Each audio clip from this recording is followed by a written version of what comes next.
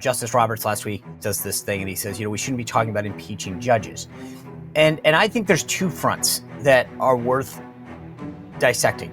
Number one, these judges who I think are clearly overstating their role and their authority because they're telling the executive branch, here's what you can and can't do within your own branch. And then secondly, I think there are a group of folks in the last few weeks that we've seen should be impeached. When you saw one judge literally try to help a criminal in this country illegally escape, and then another case where the husband and the wife, the judge and his wife, were harboring a gang member. I mean, I don't know why you wouldn't want to impeach. In fact, I thought it was odd that, to me, that's like a cop saying you would never want to go after a cop. It's like, yeah, well, unless you're abusing the law. This is a state court judge who is quite brazenly and openly flouting federal law. Well, last I checked, Article 6 of the Constitution is pretty clear that federal law is supreme. The Supremacy Clause says that this Constitution, all laws passed pursuant thereto, are the supreme law of the land. Last I checked as well, Sean, this nation fought a bloody civil war in the 19th century to establish that exact principle, that John C. Calhoun-style nullification is illegitimate because federal law is supreme. In so many ways, today's modern Democrats have not changed a whit since the Democrats of the 1830s, 1840s. It frankly just boggles the mind. All right, guys, good Wednesday. We're on a glide path to the weekend already. I'm excited. One of my favorite guests is Josh Hammer. He is so brilliant when it comes to all things legal. And these big constitutional questions that we always hear about from the media, due process, constitutional crises. Josh is actually going to give us the take, because these folks in the media who've never gone to law school suddenly decide what's constitutional and what the law is when it comes to due process, etc. Josh actually knows what he's talking about. He's very, very smart. And I'm excited to have this conversation with him because I want to know what the reality is of some of these legal arguments that the media loves to make. So without further ado, I want to talk about two of the great people who continue to sponsor the show and then the conversation with Josh Hammer.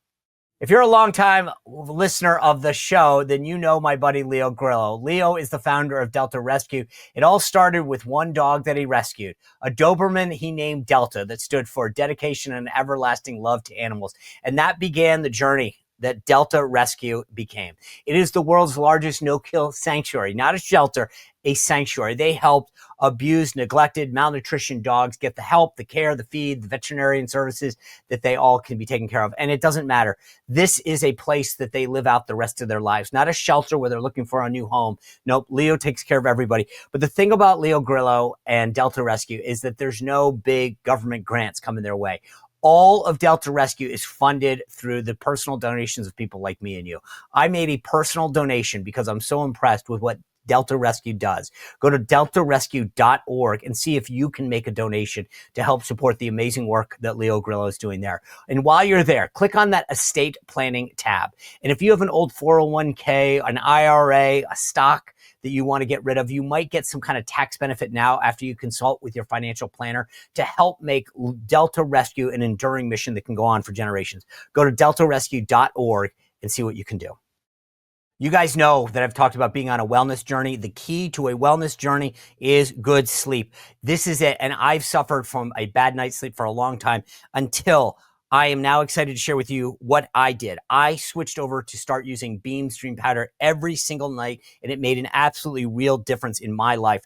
Beam's Dream Powder is proudly founded in America and run by people who share our values, hard work, integrity, and delivering results. That's the key. You will see the results almost immediately. It's a science-backed, healthy nighttime blend. I love the flavors. All of them are good. You know, if you listened before, I talk about the cinnamon cocoa flavor, but the brownie, the peppermint, they're all amazing. But here's the thing. It's not just how it tastes. It's all the ingredients. They're all natural, all healthy. Melatonin, magnesium, L-theanine, apogene, reishi, all of that, all natural is in there. And my focus has returned. I fall asleep quick, I stay asleep, and I wake up raring to go. And I'm not the only one. 17.5 million nights sleep have been helped by being athletes, professionals, people like me and you. If you have trouble sleeping, this is going to be a game changer. And Beam is giving all of my listeners the ultimate Patriot discount of 40% off. That's a Trump deal if I haven't heard one before. 40% off. Try Dreams Beam Powder to change your life and get better sleep. Go to shopbeam.com/Spicer. Use code word Spicer at checkout. Shopbeam.com/Spicer. Use code word Spicer at checkout to save 40%. Support a great American company on your journey to wellness and a better night's sleep. Josh, always good to see you. Thanks for joining us. My pleasure, Sean. Thank you. All right, so I covered this a couple weeks ago, and then I see this op-ed from you in Newsweek. And I explained it to the panel at the time. I'm flipping around in the morning. I'm watching the morning news, and there's this segment on NBC4 here in Washington with talking about these restaurant owners that were freaked out because, quote, immigrants, that was the word they used, are very concerned about these ICE raids into the thing. And I said at the panel, like this is like a week ago, I said, it's interesting how immigrants are worried. And I was like, because that's a pretty broad term, right? It's like when everyone says people are small businesses are freaking out. It's like, no, certain ones maybe, but like the folks in the media love to use these terms because I'm like, a lot of people in America, most people in America are somewhat at some level an immigrant. They're not worried. What the guy from the restaurant was really saying is, I'm worried because I'm employing illegals and I don't want to get caught, right? And then I saw this op-ed that you put out, which was interesting because you had a different take on this. And I sort of hadn't connected all of the dots, but I'll read it to folks. It said earlier this week when you wrote the op-ed, U.S. Immigration and Customs Enforcement agents raided at least 9 restaurants in the nation's capital, requesting proof that the establishments are not flouting the law by employing illegal aliens. Washington, D.C. presents itself as a so-called sanctuary city for illegal aliens, so the mere fact ICE agents targeted a few businesses is hardly surprising. Okay, but then this is where it gets interesting. You said what is perhaps more newsworthy is the specific names associated with those raided restaurants.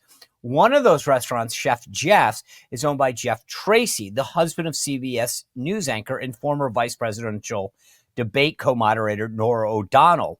Another of the raided restaurants is owned by former Biden White House Chief of Staff Jeff Zients. That's the one called Call My Mother, or It's a Bagel Shop, right?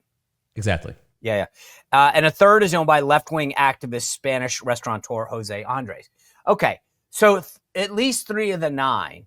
And I will tell you, the one guy in the news clips is a guy who owns apparently the restaurant called Millie's. I don't know anything about them or their ownership, but the way he was describing the raids makes me feel like he's probably pretty far on the left because, again, he was worried about immigrants getting arrested as opposed to people here illegally.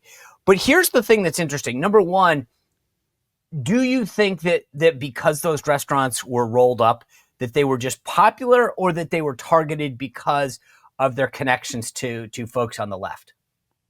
Well, the short answer is that I don't know. And I guess I don't know for multiple reasons. One is because, as you read in my column from a couple weeks ago, Washington, D.C. is a sanctuary city. And what that means is that there's a lot of low-hanging fruit potentially when it comes to trying to send in federal ICE agents. And to be clear, Sean, the media likes to use this colorful language of, oh, there's an ICE raid, kind of conjuring up this image in your mind of like a SWAT team with all the helmets and the flashlights and the guns there.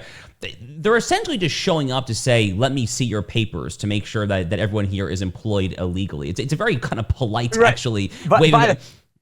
Yeah, by the way, it's funny you bring that up because that's literally, and then from what I understand, even by the left-leaning news here, you get like 3 days to bring it to them. So it's not even like they're like walking and show us your papers and you've got to have your license or like they give you time. Right. Yeah, right, exactly. I mean, like, people think that it's like, they get up like, FBI freeze, like they knock in the front door. I mean, that is not what is going on here, okay? Although it should be. Look, I mean, if they have probable cause and like they actually think that there is a group of Trendiaragua MS-13 about to commit an imminent felony, then yeah, of course, that's exactly what should happen there. But I have no reason for thinking that is what happened to Jose Andres or this Biden chief of staff bagel shop or anything like that there. I mean, they're basically just showing up and saying, let me make sure that you're not employing any aliens. But I think your point, Sean, is actually a very sound one, which is, if you are a legal immigrant, if you are a legal alien here, and you are not engaged in any kind of criminal activity, if you are not engaged in any kind of subversive activity against the country that has let you in, like someone like a Mahmoud Khalil at Columbia University was, if you have done nothing wrong, you have absolutely nothing whatsoever to fear here. To kind of make a very crude analogy here, again, if you're a legal alien who's a good law-abiding person here, who's on your visa, you have nothing to fear. If you're an illegal alien, you broke the law, you really ought to fear. By way of crude analogy, let's consider someone who is carrying a handgun and is forced to use that weapon. Okay, if you are using that weapon because you are in an active shooter, God forbid, situation where you have someone there who's goes into the restaurant and is taking people hostage there, and you're taking out your gun in self-defense there, you have nothing to fear. If, on the other hand, you take out your gun and you start shooting people for no reason, yeah, you really ought to have a lot to fear. But the context matters. Why you are using the gun matters. Similarly, why you are an immigrant here, how you're an immigrant here, that really makes all the difference in the story there. So I don't know exactly why these specific restaurants were targeted there. I frankly, Sean, and this is kind of the point that I was making in the column, I frankly actually don't really care, to be honest with you, because I think that it is really rich to ask a lot of people to care because a few liberals might have had some immigration officers ask for paperwork, in the context of the past few years of unprecedented republic destabilizing, constitution undermining lawfare against the president of the United States, Donald Trump. I mean, Steve Bannon, Peter Navarro going to jail, the J6ers solitary confinement, pro-life grandmothers being prosecuted under the FACE Act. I mean, I could go on and on and on here, but I'm sorry. I mean, I am not going to pretend to just be, to clutch my pearls and to pretend like the world is coming to an end because a few immigration officers showed up to ask Jose Andres to make sure that he's not employing any illegals in the kitchen there. I'm sorry, but I'm not going to care about that. Right. And it's funny because I was looking up some of the local stories that aired. It said some restaurants received paperwork giving advance notice of the inspection. I'm like, dude, like they write in one of the stories, as is normal. I'm like, so you're basically getting told, hey, there's people that are going to come inspect your books or find out if you're people. And normally we're giving you a heads up. I'm like, I actually think that's not how they keep saying that's how it normally works. And I'm like, well, that's part of the problem. You're not going to find out any crime if you call the criminals ahead and say, we're coming. Right. So I thought that to me was so funny about this whole story is that the media is like, any other story, the media would have reported that as like an insane thing, right? They're like sympathetic. Like the one thing about these ICE raids is that many of the restaurants didn't get a heads up. And I'm like, so that you tell the people not to show up? I mean, what? Like that to me would be the problem. And I can't believe that this is how law enforcement used to work under the last administration. We call you, we tell you we're sending law enforcement to the crime scene. So make sure no one's there when we come. Yeah, this kind of reminds me a little bit in kind of a roundabout manner of the whole Barack Obama, Syria, Bashar al-Assad red line debates. Because what happened back then was there was this whole debate as to whether Bashar al-Assad had crossed Barack Obama's red line about using chemical weapons. And there was this whole kind of dog and pony show in the U.S. Congress there. And I remember Obama's Secretary of Defense, I believe it was Chuck Hagel at the time, who testified and said, "Oh, it's going to be a small pinprick strike, just to try to enforce our red line there." Well, don't say that. What are you saying this for? I mean, like they're going to know exactly what's going on. It defeats the entire purpose of this exercise here. So yeah, I mean, I saw that same thing, Sean, and I just thought, like, what is happening here? This makes no sense. All right, so I want to get to the crux of the op-ed though, because I don't want to get off topic too much. It says, I mean, you're basically saying, okay, well, what if these people were targeted? What if Jose Andres or Jeff Zients were targeted? And this is the line that stood out to me in your op-ed. You said, I'll go further. It would be a good thing if the Trump administration sent a message by targeting these 3 Washingtonian restaurants. Why? So I've been saying this for years, actually. In my estimation here, the left have been the aggressors in the politicized law enforcement wars. Frankly, if you don't agree with that, then I don't even know what to tell you. I mean, in the aftermath of the Donald Trump prosecutions, I mean, but, in the column, Sean, I actually go back even further than the Biden administration. I like to start with the Obama administration. It was the Obama administration, especially working with then Attorney General Eric Holder. They were the ones who under the IRS directorship of Lois Lerner, first started targeting Tea Party groups to try to strip them of their tax-exempt status. Lois Lerner publicly admitted to doing that. She was thoroughly discredited because of that. Back then it was actually the Little Sisters of the Poor. It was the Catholic nuns out in Colorado who had to sue the Obama administration just to not violate their Catholic faith and to subsidize abortifacients there. So the Obama administration before it, and really the Biden administration taking it to a whole nother level, have been the aggressors here in our ever-escalating politicized law enforcement wars. Now, I'm a lawyer. I'm a constitutionalist. I clerk for a federal appeals court. I revere our rule of law. I revere, our constitutional order. The key question then, Sean, is when you're facing a foe, a revanchist, voracious, insatiable foe, the likes of which is the post-Barack Obama, Biden, Kamala Harris era left, when it comes to sicking the tools of the prosecutorial law enforcement apparatus on the political foes, how do we ultimately unwind this damage and restore us to a status quo ante? And my remedy for that is actually kind of paradoxical or ironic, which is it's actually going to take short-term escalation, because I think we have to get to a place of mutually assured destruction. Mutually assured destruction essentially saved the world of nuclear holocaust during the Cold War era, and I think it is the right paradigm through which to view our current relations between left and right when it comes to prosecutors, DAs, and U.S. attorneys and so forth there. What that means, though, is that in the short term, the right is going to have to get its hands a little dirty. So, for instance, I've called for the Trump DOJ to consider things such as bringing new charges potentially against Hunter Biden. Anthony Fauci got this preemptive pardon on the way out the door, literally in the literal final minutes of the Biden presidency. Before that happened, I think that would have been fair game too. The point is that you're going to have to get things a little worse in order to send a message to the other side to get them to basically back off. I want a non-politicized law enforcement. We should all want that. That is kind of the quintessence of the rule of law and what it means to have a rule of law in the first place there. But unfortunately, I have to deal with reality, and where we're at right now is a deeply, deeply off-bounds, off-kilter, off-pendulum status quo, and I'm just trying to think of creative outside-the-box ways to fix that. I'm not going to pretend that ICE agents showing up to knock on Jose Andres' restaurant is going to fix it. It's not a panacea, but I would like to think that is one data point in a broader attempt to try to rebalance our highly off-bounds rule of law. Okay, so I'm with you on this, because I think the conservative movement in the past, pre-Trump, would largely say, we don't do that. Exactly. We're better. We don't do this. And then the left would get back into power, smack us around again, and we'd say, we don't do that. So I'm with you. I guess the question is, like, are you that confident that somehow at some point, because I just don't think, the problem is I don't think a truce can ever be called. Right? I mean, these guys started with the filibuster. You remember back in the day, yep. Harry Reid and others, and then they get mad. And frankly, go back to that. I mean, they threw down then Judge Bork for the Supreme Court. They change the rules. They do things. They color outside the lines. Then we go, gosh, we've got to pledge that we don't do that. Then they go further. And then finally, I think we've learned under Donald Trump to fight back.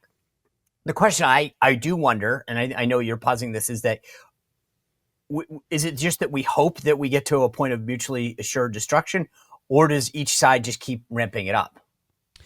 Well, you're totally right to talk about Judge Bork, by the way. I mean, the modern judicial nominations wars, because our SCOTUS nominees really are judicial nominees in general, and not just SCOTUS. I mean, I think back to Miguel Estrada during the Bush administration. I mean, all sorts of judicial nominees. These are some of the bloodiest battles in Washington these days. And I'm sorry, but both sides are not equally culpable when it comes to the current state of the judicial nominations fight. You are 1,000% correct to start it with Judge Bob Bork. Bork was Reagan's nominee for the court in 1987. You can literally go back 1 year prior to 86. That's when Antonin Scalia had his Senate Judiciary Committee confirmation hearing. Scalia passed the U.S. Senate, if memory serves, by a count of 97-0. I literally think he had no votes affirmatively against him. Then Bork the next year happens, and the rest essentially is history. Clarence Thomas has the so-called high-tech lynching with Anita Hill there in the early 1990s. You know, people forget Sam Alito's own SCOTUS confirmation. It was actually so terrible that his poor wife, Martha Ann, sitting there on C-SPAN just behind then Judge, soon-to-be Justice Alito, was brought to tears because of the questions that these Democrat senators were asking there. And then Brett Kavanaugh, 2018. Oh, my goodness. I mean, so I'm sorry, but both sides are not equal when it comes to that. So you're asking a very, very, very fair question. And I do not know the answer to this question, but it is the highest probability of success that I can possibly think of. What I know has not worked. Here's what I know for sure has not worked. What I know that has not worked is exactly what you're describing, this kind of old school kind of country club mentality. In the past, Sean, I've referred to this mentality as principled loserdom because it likes to think of itself as principled, as taking a kind of faux moral high road, a faux moral high ground there. Oh, we're not going to get our hands dirty. We can go home and go to sleep. And yeah, maybe we lost today's battle. But we can kind of rest on our laurels and just be happy that we played the game according to the rules, that it's fair and so forth and so forth. But the problem is that we're not dealing with a political opposition that wants to have kind of a civil suit and tie think tank debate over what the proper child tax credit or capital gains tax rate should be. At this point, we're talking about people that want to put us in jail. I mean, that's literally what they've done to people like Steve Bannon and Peter Navarro here. So we're facing a very, very, very different kind of foe, and new tactics, for better or for worse, really are called for at this point. Yeah, it's funny because I said this the other day in a TV appearance. Like, it used to be, when I got into politics, it was Republicans and conservatives are for lower taxes, less government, social things like standing up for life, and Democrats with the opposite. And now they're for like standing up for illegals' rights, lawfare, and whatever. But Josh, it's funny. You said something to me a second ago that kind of brought everything together, because what I've invoked this before. When I served in Trump 1, I was a member of the board of visitors at the U.S. Naval Academy. Biden fired me. We went to court, Spicer v. Biden, and we've made the administration argue in the affirmative that the president had the right to fire everyone. And everyone at the time said, oh, you guys lost your case. And Stephen Miller and all the folks in America First Legal kind of chuckled and went, did we? Yeah, right. And then, so fast forward, Trump wins again and then fires the Biden appointees, and they all get they're upset and start clutching their pearls, as you were saying a moment ago, and all screaming to the press. And then a week ago, Trump fires everyone from the Holocaust board, including Doug Emhoff, and then the two now New York Times stories. Another one came out last week. Holocaust Museum board member condemns silence on Trump firings. New York Times, nowhere in the story do they mention, and again, I don't mean to sound like a sixth grader here, but you started it.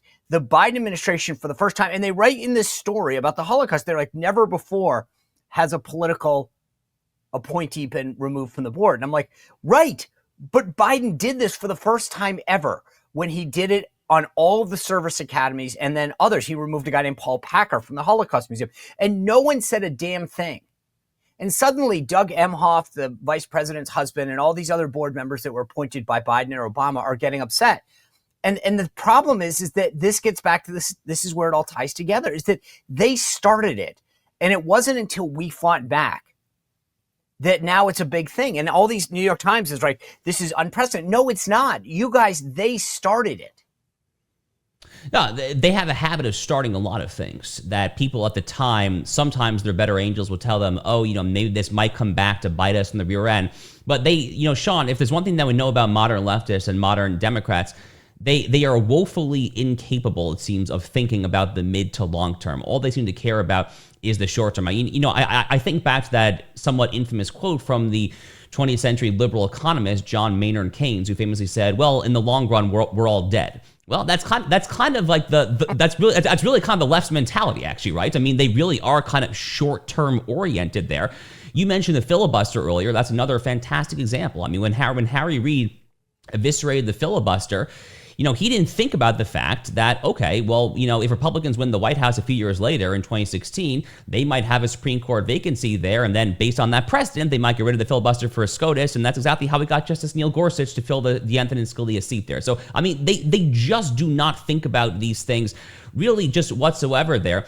And it is incumbent upon us on the right to teach them a lesson every now and then. And I don't love that that's where we're at. I mean, it does not bring me any joy to say these things. I mean, I love the American. I am a true constitutionalist. I love this Constitution. I love my year clerking for a federal appeals judge. I speak on law school campuses. I do Federal Society talks. I love this stuff. I'm a legal nerd, really, in many ways at heart. So I hate the fact that we're kind of having to talk about all of these kind of icky tactics to try to kind of get us back to something remotely resembling normalcy. But I'm also a pragmatist and a realist, and I kind of survey the landscape. I look at where we're at, and I'm just trying to do the best for not just the American right, but frankly for the country as a whole. I agree. I mean, I think the filibuster is important, right? And it's funny how the left wanted to get rid of it. And now that they're in the minority, Adam Schiff, of all people, the other day was bemoaning attempts to water down the filibuster. I'm like, wait, hold on, time out. Not only do you guys want to get rid of it, which, okay, I mean, technically they have a right to, you called it racist. Right. And now that you're in the minority, it's like we must preserve it until we're in the majority again. And they never think about the long-term consequences of this stuff. But I do want to touch on your legal nerdiness for a second, because there's a question I've been dying to ask you. Since we found out that you're coming back, because you're the perfect person to answer this question to.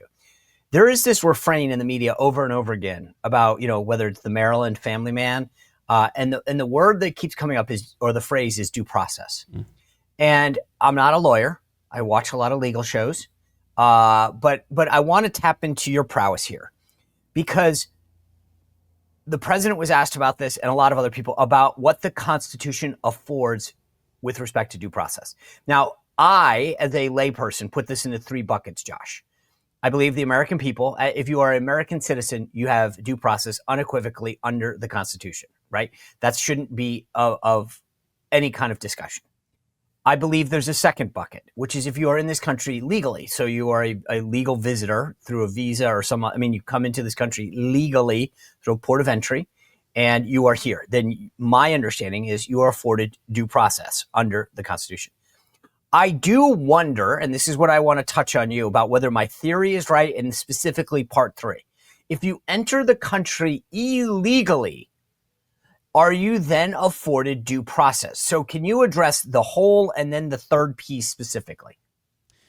Sure. So this is a very important question, obviously. So when you look at the actual text of the Fifth Amendment's due process clause, it does speak more abstractly about persons. There's no reference to citizens here. Now, a lot of people on the left, a lot of kind of civil libertarians, old school ACLU types, like to dwell on that particular point.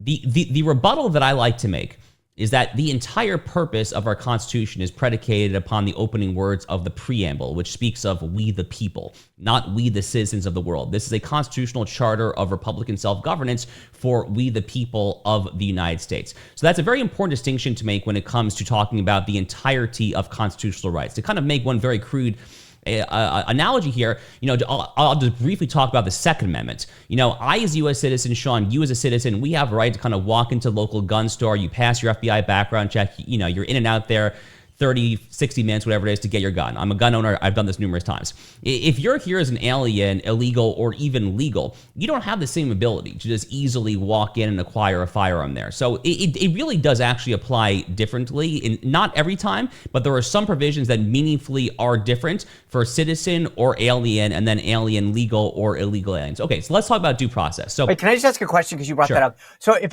I'm a citizen of France and I am visiting the United States and I want to buy a gun, do they have what is that? I'm intrigued now that you brought it up. What do they have a right to purchase a gun? Do they just go through a similar background check, or because they're not a U.S. citizen? Like, how does that? It's fascinating on that example. So it probably depends on where you live. It would be an issue of both state law and federal law, because there's not a whole lot of federal case law on this exact point. But the long story short is that it would be a lot more difficult. You would likely need to overcome some sort of presumption against you acquiring it. Now, if you're a citizen who's here on a green card, you're working like a dangerous shift in an overnight facility, you could probably kind of overcome that to your local sheriff or something there. But it would take a lot more work, is the point, than just a U.S. citizen kind of walking in there with your passport, driver's license, going through a check or whatnot there. But when it comes to the whole due process conversation here is how it essentially works. The ability to exclude, the ability to keep out is the defining feature of what it means to be a sovereign power. People have been saying this for literally hundreds of years. One of the original theorists of what today we call international law was a European statesman by the name of Emir de Vattel. Vattel is quoted all the time by international legal theorists. I quote him all the time. I bring him up often. Well, he's a brilliant man. Actually, no, Anthony Scalia actually was quite fond of quoting Vattel in some of his more immigration-minded decisions, including his 2012 case, Arizona versus U.S. And Vattel talks all the time about how there is no such thing as a sovereign entity without the ability to exclude. And a logical corollary of that is that there is no such thing as a sovereign entity without the ability then to kick out people who you no longer actually want to be here. The only question is how you actually go about doing that. Now, there are a lot of cases. There are a lot of 19th century cases, even some 20th century cases that really do, broadly speaking, stand for the proposition that there is not necessarily a constitutional right to full, unequivocal due process if you are an alien, legal or illegal, and we the people want to kick you out of the country. I'll give you just one instance here. There is a 1953 case called Shaughnessy. It's an immigration case. And there was, I think it was a dissenting opinion, if I remember correctly, from Justice Robert Jackson, a brilliant 20th century justice. He actually ends up being the chief prosecutor against the Nazi war criminals at Nuremberg. So he was a fantastic legal mind. Funny aside, actually, that same Justice Robert Jackson was the lead dissenter in the 1944 case called Korematsu. That was the Japanese internment case during FDR World War II. And because he dissented on that case on due process grounds, Sean, he was known as this great champion of due process. Well, bear that in mind, because 9 years later, in this case called Shaughnessy, Justice Robert Jackson very clearly says that due process does not entail a right for anyone throughout the world to come here against our will, or once you are here, to remain here against our will. The only question then is what specifically then has to happen in order to get that alien legal or illegal removed. Now, here's where this ends up being something of a semantic debate where this kind of false dichotomy emerges there. Some people say, oh, no due process or full due process. In reality, it's oftentimes, as the case is, somewhere in this kind of gray area, murky middle. At a bare minimum, what would be required? At the barest to bare minimum would be what lawyers call habeas corpus. Habeas corpus is essentially the ability of someone, legal or illegal, to just show some paperwork to make sure that you've got the right person. That's essentially what habeas corpus is. It was known as the Great Writ at English common law. It's about as basic as it gets. So from my vantage point, that is all that is truly, strictly constitutionally required. If you are trying to deport an alien, legal or illegal, is a quick in and out habeas corpus hearing to literally make sure you have the right person. That does not have to happen, by the way, in an Article 3 federal court. The way that immigration law is currently structured is that the so-called immigration courts are actually within Article 2. They're actually within the executive branch. So they're not happening in kind of the Northern District of Texas federal judge. That's not how it works. This is happening in the bowels of the immigration bureaucracy that's part of the executive branch, because that's how Congress drafted it as part of the Immigration and Nationality Act of 1952 there. So in my judgment, a habeas corpus proceeding from an administrative law judge in that context would suffice there. Beyond that, if Congress wants to legislate additional protections, additional due process, if Congress wanted to make sure that every alien had their day in Article 3 federal court, they could do that. In my opinion, horrible idea. I don't know why in the world you would want to do that, and Congress thankfully has not done that. But the point is that Congress could legislate above the constitutional minimum baseline if they wanted to, but as a baseline matter, it's essentially a quick in and out habeas corpus proceeding. Make sure you got the right person, and that's basically it. Okay, so but let me just start with this. My premise that there's three buckets, is that a smart or a accurate representation of how it is, or do you think that it collapses further, that like because the Constitution says persons, that it's anybody? I view it more, frankly, as kind of a divide between citizen or alien. In my mind, there's actually not a massive distinction, really, between legal alien or illegal alien for purposes of so-called due process and removal. Okay, so then let's talk actual people, because the courts are now ruling that the president has to bring back these people who were deported, and that they weren't afforded due process. So do these folks who aren't citizens, who came into the country illegally, have a right to come back and plead their case? No, once you're literally out of the country, you certainly have no right to come back in here. So let me take this a little further. And this kind of touches on the whole Article 3 point about federal courts. There's another doctrine in immigration law that's worth mentioning here. And it's what lawyers refer to as the plenary power doctrine of immigration law. Plenary just means absolute power. What does that mean?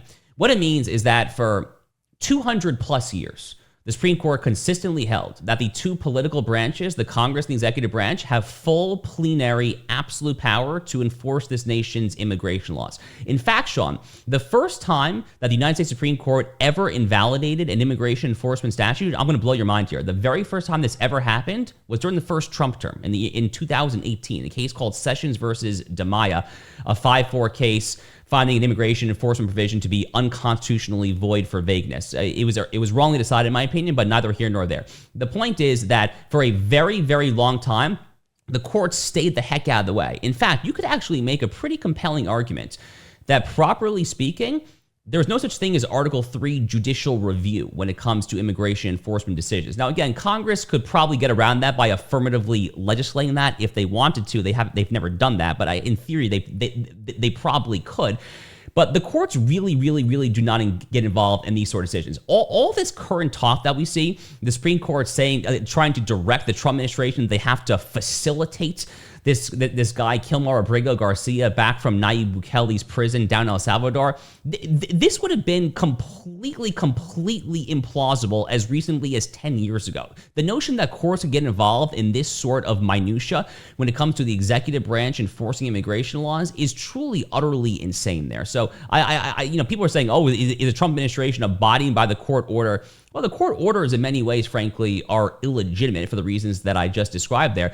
And then when it comes to kind of the more granular question, I mean, what does it mean to facilitate? Right. In that particular instance, Garcia is a Salvadoran national in El Salvador. I'm sorry, what the heck can the United States do? I mean, this is a sovereign country, El Salvador. I mean, do you want us to fly like a black chopper and to evacuate this guy who's a citizen from his own country? It makes no sense whatsoever there. So, in my judgment, the administration, at least in that case, is doing nothing wrong whatsoever. Okay. But you mentioned these judges, and I think there is a bigger and growing concern. Justice Roberts last week, or 2 weeks ago, whatever it was, does this thing, and he says, we shouldn't be talking about impeaching judges. And I think there's two fronts that are worth dissecting. Number one, these judges who I think are clearly overstating their role and their authority, because they're telling the executive branch, here's what you can and can't do within your own branch. And then secondly, I think there are a group of folks in the last few weeks that we've seen should be impeached. When you saw one judge literally try to help a criminal in this country illegally escape, and then another case where the husband and the wife, the judge and his wife, were harboring a gang member. I mean, I don't know why you wouldn't want to impeach. In fact, I thought it was odd that, to me, that's like a cop saying you would never want to go after a cop. It's like, yeah, well, unless you're abusing the law. So I think that, walk us through where we stand with the judges, because I think it's the media and some of these judges paint this as, oh my gosh, we're infallible. You can't touch a judge. But that to me is insane, because one, they overstep their power, or two, they literally break the law. All right. So two issues here. Let's start with the state judges, and then we'll go to federal. So, the issue in Wisconsin with this judge who was essentially telling the illegal alien to abscond out the jury door because the Fed showed up to deport him, that was a state court judge, and that's why they were able to arrest her fairly quickly for actively subverting this nation's immigration laws there. And then the people, a lot of people on the left cry out and they say, oh, this is jackboot authoritarianism there. But, Sean, these are the same people that for the past 4 years were yelling at the top of their lungs about Donald Trump, how no one is above the law. So, I mean, either no one is above the law, or some people actually are above the law. I mean, you really just can't actually have this both ways. But in that particular case, I mean, it's a total no-brainer. I mean, it is so similar. This is a state court judge who is brazenly and openly flouting federal law. Well, last I checked, Article 6 of the Constitution is pretty clear that federal law is supreme. The Supremacy Clause says that this Constitution, all laws passed pursuant thereto, are the supreme law of the land. Last I checked as well, Sean, this nation fought a bloody civil war in the 19th century to establish that exact principle, that John C. Calhoun style nullification is illegitimate because federal law is supreme. So I look at shenanigans like this state court judge trying to tell the illegal alien to abscond out the jury door, and I actually think back to the antebellum South, which makes a lot of sense actually, because when you look what the left says about race issues when it comes to DEI and essentially this notion of racial determinism, that you are destined for a certain path in life because of your skin color. Do you know who agree with that? The racists. Like literally John C. Calhoun agree with that. So, in so many ways, today's modern Democrats have not changed a whit since the Democrats of the 1830s, 1840s. It frankly just boggles the mind. On the federal judge judicial impeachment front, and you're right that John Roberts recently doubled down on his comments here. He is incredibly out of line. Incredibly out of line. Impeachment is here, there, and everywhere a political remedy. Justices have been impeached for over 200 years. I mean, going back at least as far as Justice Salmon Chase, who was impeached in the earlier years of the Republic there. It is a political decision made by the political branches there. Chief Justice Roberts has a tendency there. He obviously hates Donald Trump. He is not particularly, he's not taking great pains to hide that there. But, to kind of paraphrase Laura Ingraham, who many years ago was talking about LeBron James, and Laura Ingraham famously said, shut up and dribble. I look at John Roberts and I just say to him, shut up and judge. Stay in your lane. Like, get out of this political conversation there. If Congress wants to talk about impeaching, if the executive branch wants to talk about impeaching, that is well within their right to do so. But doesn't it also, there's the breaking the law piece, but then what I find is like some of these guys saying the executive, like for example, Donald Trump doesn't have the right to fire federal employees. Donald Trump doesn't have the right to take this money. And I'm like, he's literally the elected head of the executive branch of Article 2. And these Article 3 judges, right, are coming in and saying, nope, you can't deal with the executive branch, which you are duly elected to deal with, by firing people or saying that we're not going to fund this agency or whatever. I just don't understand how a judge comes in and says that's a political decision. That's not a judicial decision, in my opinion. The same way that the definition of being a sovereign power, as we're just saying, is the ability to exclude, the definition of wielding the executive power is the ability to make personnel decisions, to make hiring and firing. Like literally, that is the definition. Like, the executive power is kind of a term of art, and there's been legal scholarship on this. They took it back from the English common law, like a lot of terms of art in our Constitution. Literally, the number one component of the executive power, more than anything else, is yes, you take care that the laws shall be faithfully executed, but you have to do that in part by who you are having execute them on your behalf, by who you are hiring and who you are firing there. So if there was a president who does not have control over his own executive branch, that is not a full executive in the constitutional sense of the term. And unfortunately, for numerous reasons, we haven't had that in over a century. Going back at least as far as the Federal Reserve during the Woodrow Wilson administration, the FDR, New Deal era takes it to a whole nother level. There's a 1935 case called Humphrey's Executor that essentially says that for these so-called quote-unquote independent agencies, the president does not have the ability to fire people who sit on these bodies there. But Sean, from a constitutional perspective, there's no such thing as a so-called independent agency. You're either in Article 1, you're in Article 2, you're in Article 3, or you're out of luck. There's no alternative. Like there's no fourth branch. I'm sorry. It makes my head want to explode because there's just so much stupidity out there. But the beauty of a lot of this high-profile litigation that the Trump DOJ is engaged in is that the justices have a lot of golden opportunities here to do the right thing and bring us back to a state of constitutional sanity. Right. I agree. I just don't understand. And I don't mean to make this about the case that, and again, because I was just the name on the case, but I'm like, the Biden administration in Spicer v. Biden goes to the courts and says the president has absolute authority, right? They went up through the appeals process. I get it. It was a board, right? But it's a congressionally chartered board. They said we have the authority to fire you, even though the charter doesn't have a clause for dismissal except for like criminal, which I clearly didn't have. And yet now it's, oh my God, the president doesn't have the right to do this. And I'm like, guys, your previous administration went to court and affirmed that they have the sole and absolute right to fire people. And now you're saying, and the funny part about your point, Josh, is that the inverse is true. Well, who's hiring people? Of course, it's the executive. So if you can hire, can't you then fire? I mean, to me, this doesn't pass the test. But I want to ask you one kind of last big thing that I think is fascinating. There's a guy, I don't know if you ever heard of him. I don't know who he is. His name's Kevin Quinn. He put together this thing, the Martin-Quinn score. It's the Supreme Court ideological score, and it's for the 23-24 term. And so he scores everyone based on their ideology. And obviously, Clarence Thomas is the furthest to the right. He gives him a 3.1. Alito is next at 2.5. And then you have Gorsuch coming in at 1.2. Kavanaugh at Amy Coney Barrett, 0.68. Kavanaugh just slightly behind her, 0.53. And John Roberts at 0.51. As a Supreme Court watcher, a court nerd, how you describe yourself, like, does any of that surprise you? No, not at all, actually. That's the, I mean, maybe Barrett being slightly ahead of Kavanaugh, but at that point, you're basically splitting hairs, right? Right. I mean, Thomas and Alito are by far in a league of their own when it comes to being the two most consistent, conservative, constitutionalist, originalist justices, case in and case out.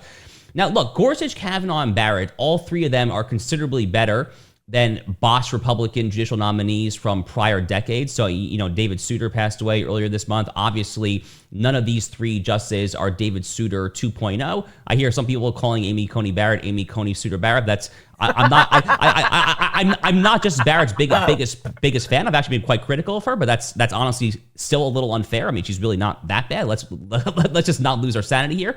But the gold standard really are Clarence Thomas and Sam Alito. To be very honest with you, Sean, Clarence Thomas, in my mind, is the single greatest living American. Yeah. I think his story is incredible. I've been fortunate. I've met him. I've had a number of friends clerk from over the years. I mean, his story is absolutely incredible there.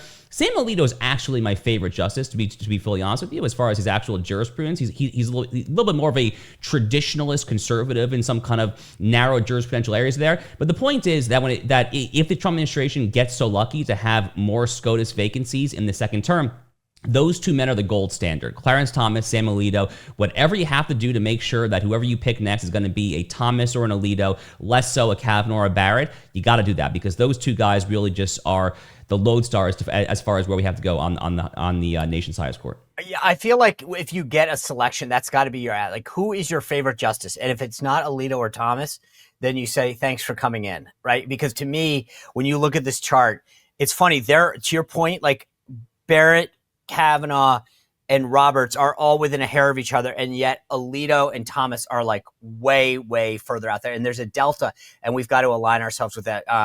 And that's where I think the difference is. And we've got to say that. So in the last 30 seconds that we have, Josh, I mean, how do we choose how do we get that? Like, what's the key question? Well, Sean, I actually had an essay earlier this month for Tom Klingenstein's website, tomklingenstein.com, on this exact question. So this essay is called Four Criteria for Trump's Judicial Nominee. So I'll just be super quick here. Yeah. So the first criteria is just do the reading, like literally just vet them, do the reading, make sure that there's no errors in the history there, that they have a full, consistent record of excellence. Second point, related to the first point, is make sure they actually are also full spectrum conservatives, not these one-trick ponies, people who have been solid on the administrative state but are weak on guns or immigration, whatever. No, actually make sure that the entire spectrum of judicial legal issues is covered. Third, make sure that they are ready, willing, and able to use all the tools at their disposal to actually do the right thing. Everything from just voting to grant a writ of certiorari and hear a case in the first place, to having a similar view as Justice Thomas on the question of stare decisis and precedent, to then not punting on bogus standing grounds on the back end, which Amy Coney Barrett has had a habit of doing as well. So make sure that they're willing to use all the tools to actually effectuate change. The fourth thing, probably most controversial, but I feel strongly about it, is I actually care about their private life. I place a premium on something called the spouse test. I actually think it really matters. Is your spouse going to be someone there who's going to encourage you to do the right thing? Or is your spouse someone who was actually dramatically on the left, it's going to pull you into icky kind of left-wing Georgetown cocktail party social circles there? It's a proxy for character, integrity. I care a lot about the nominee's personal life there. Who are you surrounding yourselves with? Where are you praying? What kind of house of worship? I think it's actually totally fair game, frankly, to ask. All right.